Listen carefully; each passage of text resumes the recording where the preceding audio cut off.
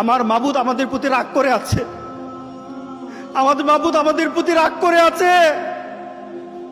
আমাদের মাবুদকে আমাদেরকে সন্তুষ্ট করতে হবে, সন্তুষ্ট করতে হবে। আমরা আমাদের মাবুদকে রাজি করতে হবে। আমরা তওবার মাধ্যমে আল্লাহকে রাজি করতে আর চেষ্টা হব। গোটা পৃথিবীর মুসলমান আর সময় নাই। সুতরাং আমরা আল্লাহর কাছে প্রাণ বলে আজকে কাঁদি। যারা নামাজ পড়ো না, তুমি টের পাও না মসজিদের দরজা তোমার জন্য বন্ধ হয়ে যাবে। তুমি মনে রেখে দিও, মসজিদের সাথে তোমার সম্পর্ক তোমার হয় নাই, তুমি জান্নাতের দরজাও তুমি খুলতে পারবা না।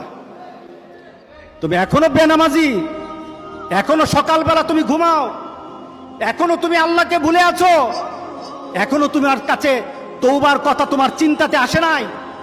তুমি অনেক কিছু হতে পারো, তুমি মুসলমানের কাতারে থাকবা না। তুমি অনেক কিছু হতে পারো, তুমি ইসলামের কাতারে থাকবা না। সারোয়ার ভাইয়ের সাথে আমার বয়সের বেশি পার্থক্য নাই। মানুষটা আমাকে ফাঁকি দিয়ে এভাবে চলে যাবে আমি বুঝি নাই। আমি একা হয়ে গেছি। আমি ওই দিন ওনার আমার মোবাইলটা খুলেছি, খুলে আমি টিপতে টিপতে ওনার নামটার কাছে গিয়ে আমি জিজ্ঞেস করি, সারোয়ার ভাই, আমি ফোন করলে কি আপনি ধরবেন? আমি সারোয়ার ভাইয়ের সাথে কথা বলতেছিলাম, আপনার নাম্বারটা আছে, আপনার নামটা আছে, আমি কি ফোন করলে এখন আপনি বলবেন মুশতাক ভাই কেমন আছেন?